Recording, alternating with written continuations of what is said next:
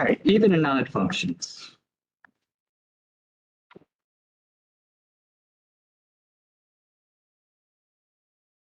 For even functions, if you take opposite x values, you will get the same y value.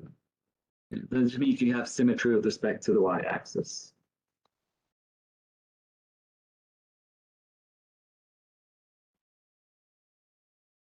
So you can use these properties if you wish, but you can say that if I have some function that has some kind of symmetry, let's say something like this, or anything symmetrical if you wish,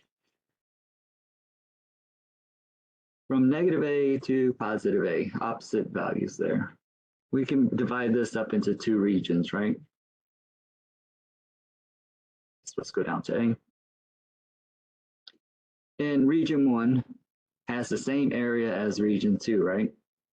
So if I take this as being f of x, our function, say y, the integral from negative a to 0, right there, of f of x, plus the integral from 0 to a of f of x, is region 1 plus region 2, right?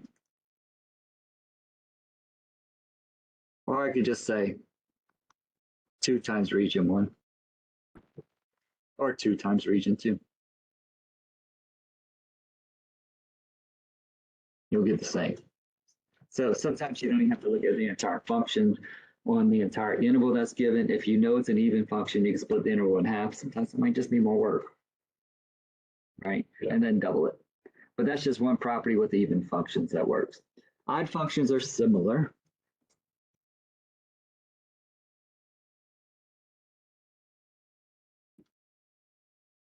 That's if I take an opposite x value, I will evaluate out and get the opposite y value. Okay, so these have symmetry with respect to the origin.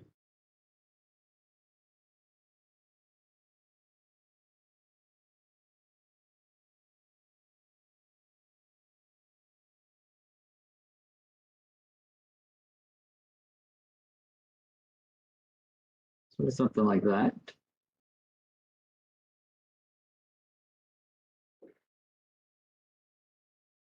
Region 1 and region 2, their absolute values are exactly the same, right?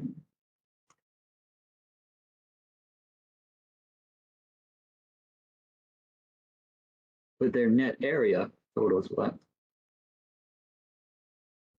0. So from negative a to 0 of f of x plus 0 to positive a of f of x, that will be equal to 0. 0 net area.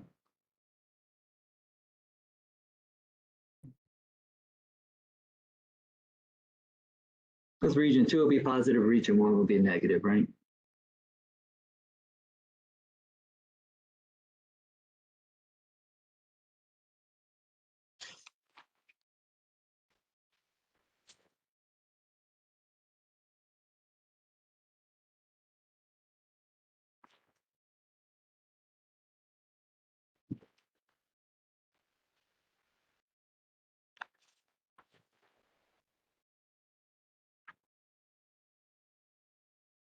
So let's just do one example illustrating this, but I won't test you on this. This is just some extra FYI stuff. If you recognize the function as being even, you can apply these properties, or odd, you can apply these properties. Sometimes it's just a quick way to evaluate instead of going through the entire fundamental theorem or even type it in the calculator. So if I have from negative 2 to positive 2 of x to the fourth minus 3x cubed dx. The function itself, x to the fourth minus 3x cubed, is neither even nor odd, because all my exponents, if you look at it, if you go through the actual proof of why it is, substitute negative x in there, do you get the same thing, or do you get the total opposite? You're not going to get the same thing, nor would you get the total opposite, right? But with the rules for integrals, a polynomial, this is the integral of negative 2 to 2 of one term. minus the integral from -2 to 2 of the next term. I forgot my dx in there.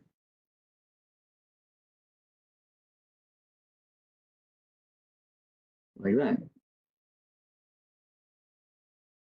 I can pull the 3 out. The constant can come out in the front of the integral if you want, right? I'll just go ahead and write that. So that's minus 3 times the integral of -2 to +2 of x cubed dx. And now you can definitely see you have one integral that contains an even function and one that contains an odd function.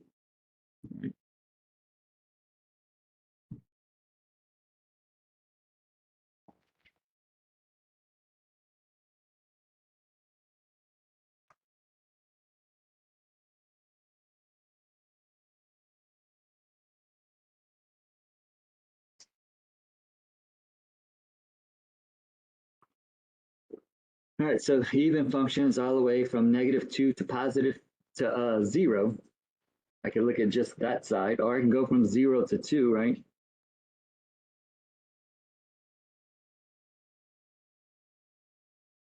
Yes. And just do one of those and then double it, right? Let's just take the positive numbers, make it a little bit easier. This one is equal to x to the 5th over 5. Evaluate it at 2, and then evaluate at 0. 2 to the 5th is 35, no, 32 over 5. Minus the 0, right? And that's 32 fifths. And then 2 times that is 64 fifths.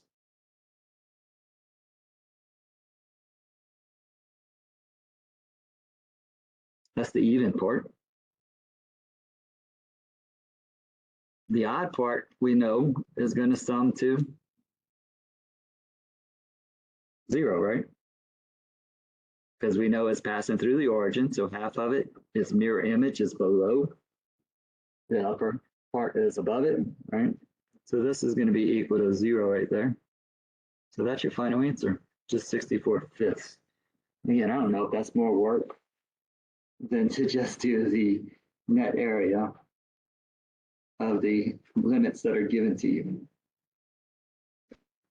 But those properties are probably going to become very useful, especially when you get to Calc 2, when you're going to be asked to prove certain things. And using these properties, you can say, I can prove that since it's an even function that takes on this property, I can just double the value.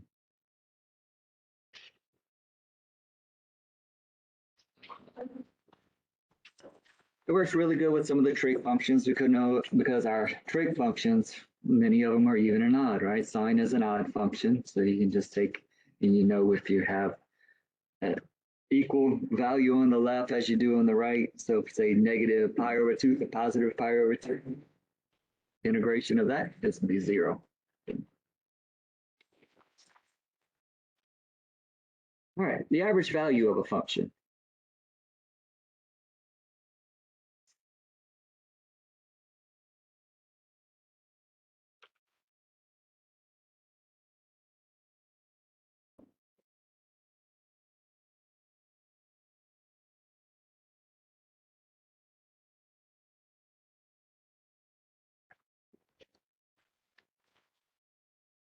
All right, let's say there's some function that creates these weights.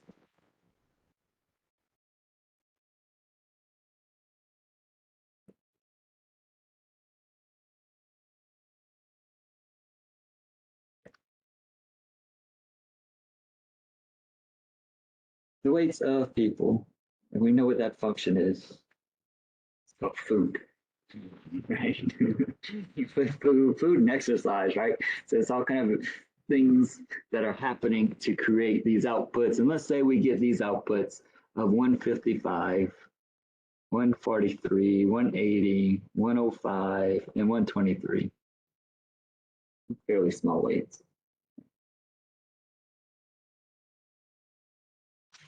And if I ask you, what is the average? No, it's pretty simple.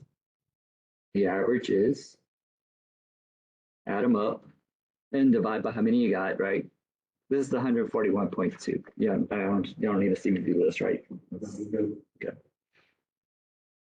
All right, suppose that function is on some interval from A to B.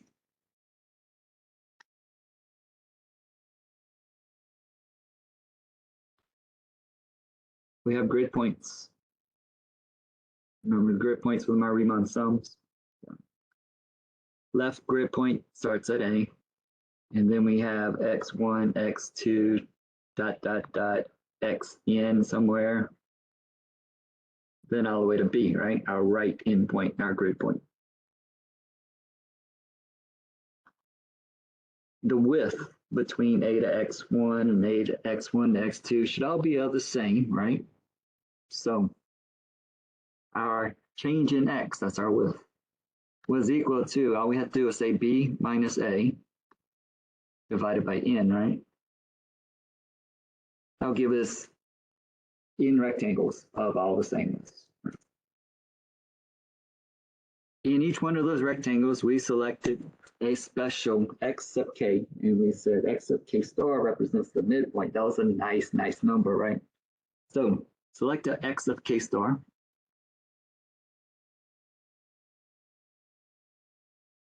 In each subinterval.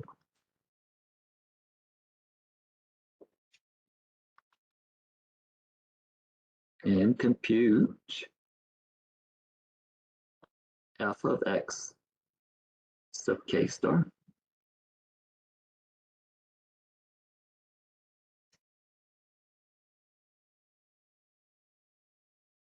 All right, so supposing like x of k star creates 155, the next one creates 143, those kind of things. So that's our function being generated, right? The picture of it. So if I want to find the average of these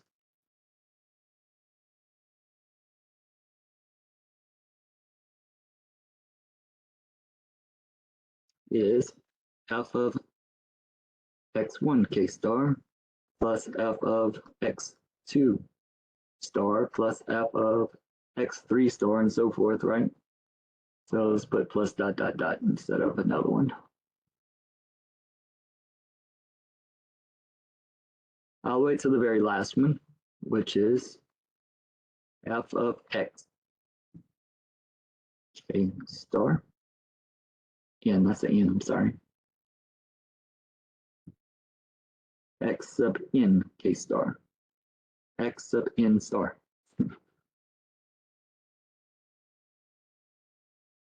All divided by n, right? Looking here.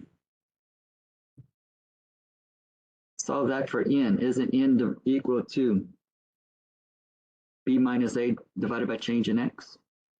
Let's multiply. N times change of x is equal to b minus a divided by change in x. I'm going to put that right there now.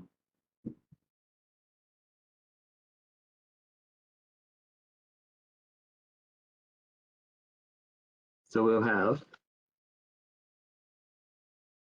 f of x1 k star plus f of x2 star plus dot dot dot plus f of xn star divided by this fraction is now multiplied by reciprocal of that fraction, right?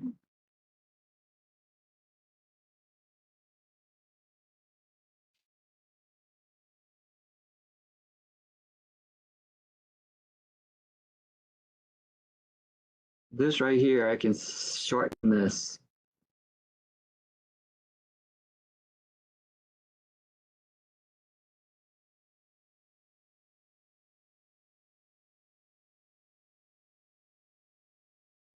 Just wrote it.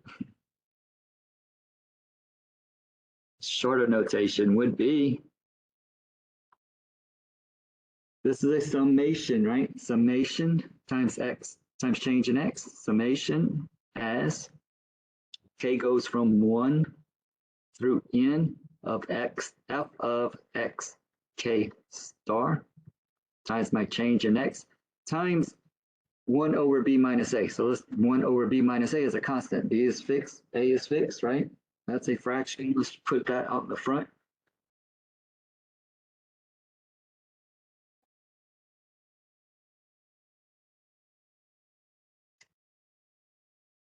if n goes to infinity,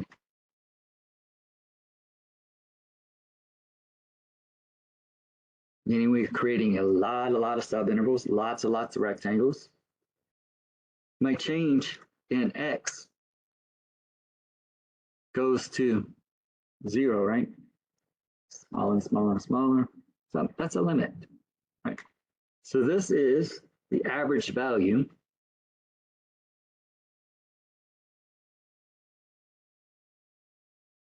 can't spell average today.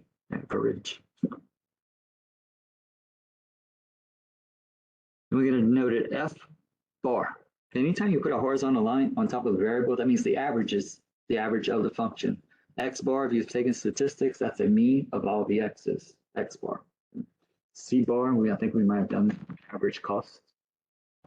So that's the average value, which is equal to 1 over b minus a times the limit as n goes to infinity of that summation. As k goes through 1 through n of f of x k star times your change in x.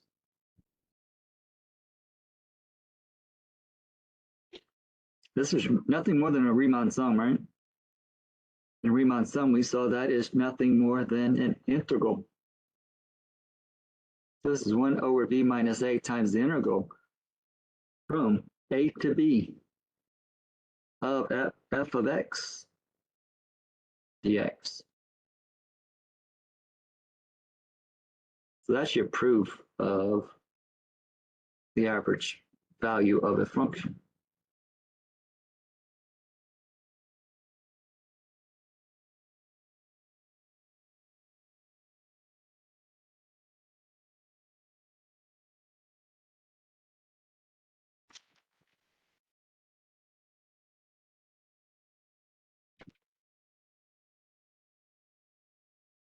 It's the easy way. This is easy to remember. All you gotta do is take the integral and divide by b minus a. That's all it is. So if you don't want the fraction in the front, some people don't like that, you can rewrite it as just the integral from a to b of f of x dx, all divided by b minus a. It's the same thing. Because b minus a will be some particular number, so you just take the integral and divide by that number. All right, so this is, I could do it in just numerical values. I could put it in a word problem. So a good word problem I have here is a hiking trail.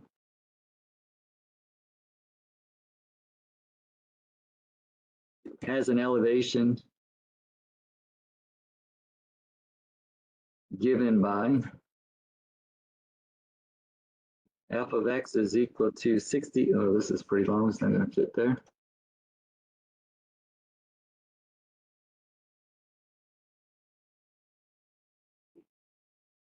$60x cubed minus 650x squared plus 1200x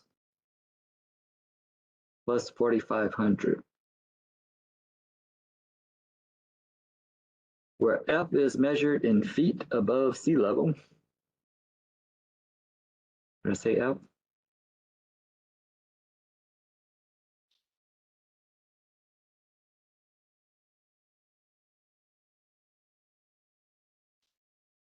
And x is the horizontal distance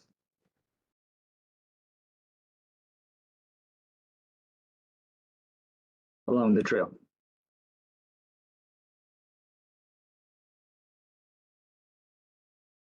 So there's some pretty intense modeling of this trail to be able to come up with some type of equation to where anywhere if I walk 1,000 feet, I know exactly how high above sea level I am. That's pretty cool.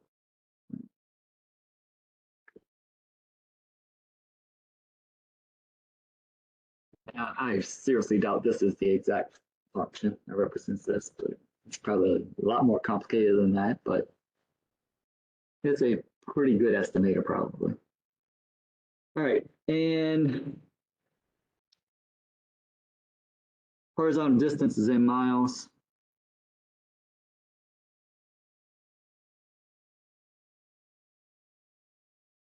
With x in between, including 0 up to 5.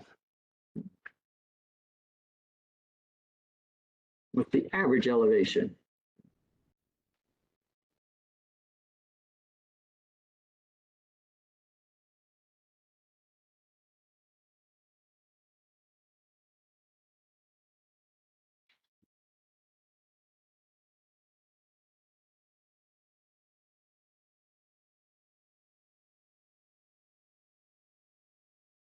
Very simple.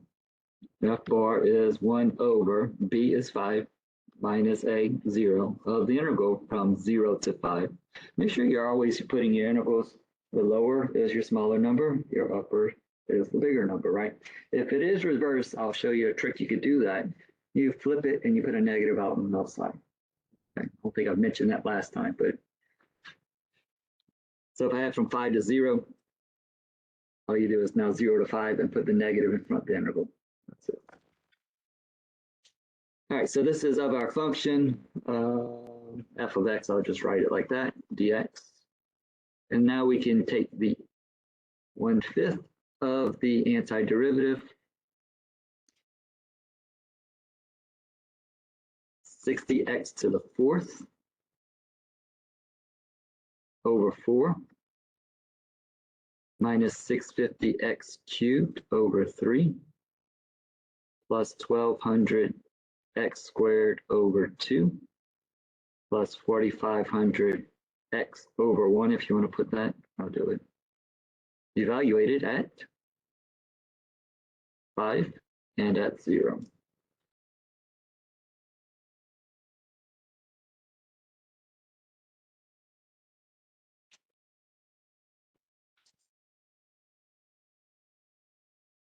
All right, putting in 5 in there, that's going to be a big number. Putting in 0 in there, you can see that's just 0, right? So big number minus 0, still that big number, whatever it may be. And then 1/5 of that, you can use that in the calculator and just type it all in. This comes out to be approximately, I can put the exact number, 3,958 and 1/3 feet. And it makes sense, probably. Definitely don't want a negative number. What happens if it's negative? Where are you? If you get a negative foot, negative 3,000 feet, you're underwater, right? So real world application, just gotta make sure it kind of makes sense. Make sure you're not at 182,000 feet. No, right. Mount Everest is what, 30 something thousand or something like that. So you make sure you're, yeah. All right, so the mean value theorem.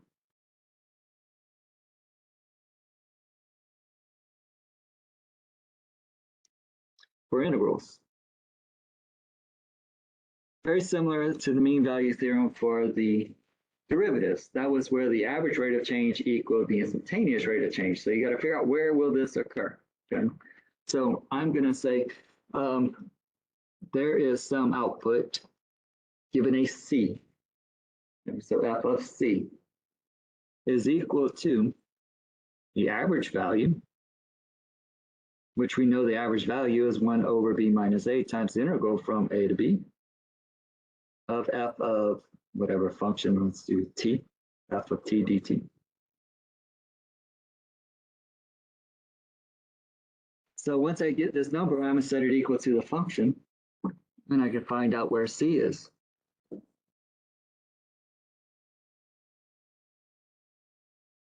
So the horizontal line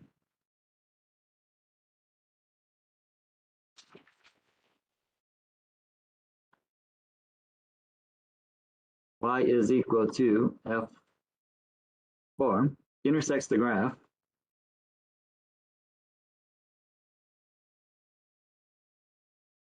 of f, right, the original function, at some point c in a to b.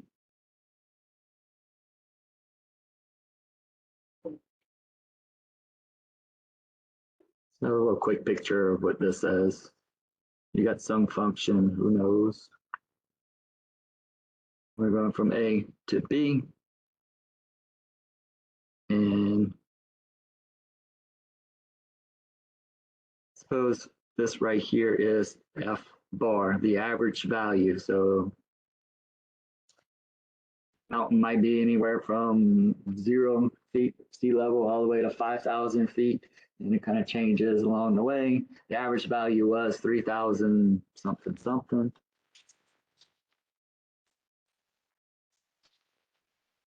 3958 and 1/3. There is some C value here. That would be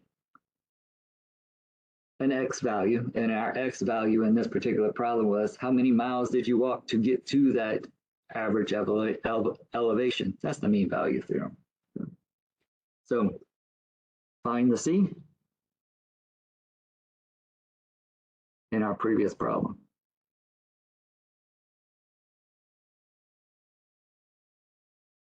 I'm just going to set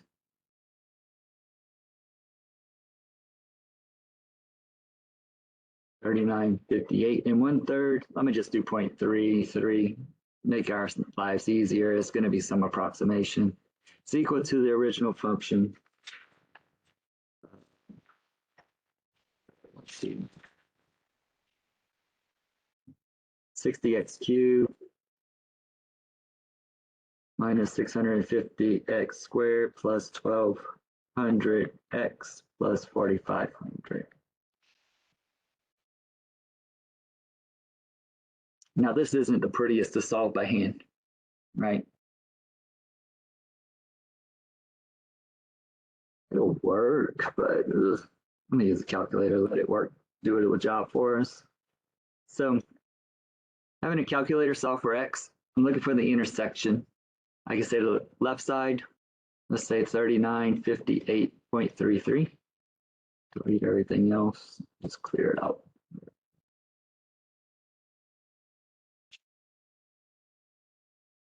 And the right side, 60x cubed minus 650x squared plus 1200 x plus 4500. Now, this will not probably fit on a standard window 10 by 10, right? Because these numbers are fairly large. Y equals 3958.33. That's way up there, right? So I'm going to see if this will work. Zoom fit to see if I can see the intersection. Zoom fit is option 0, I believe. Yep.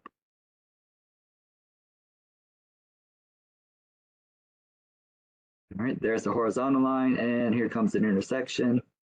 And there's another intersection. Now we were going from 0 to 5, right, for x.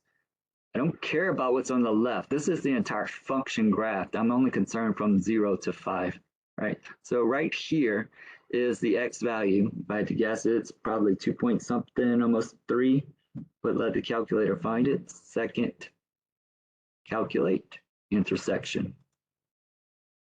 Put your cursor on the first curve, which is the flat horizontal line, 3958. So I'm just going to bring it near the intersection, enter.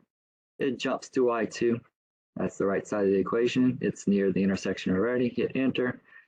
Hit enter a third time, it's going to find that intersection. Y is 2.91. So travel about 2.9 miles, you will be at the average elevation of the hiking trail.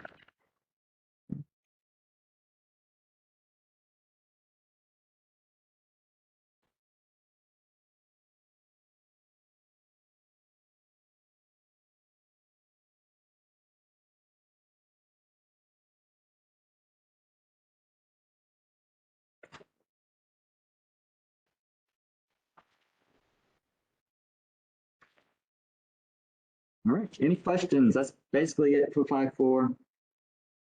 The properties, if you even want to use them, like I said, I'm not testing either one of them, but the average value function.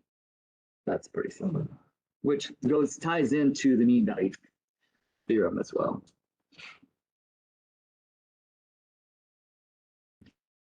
All right, next section. Very last section of the semester.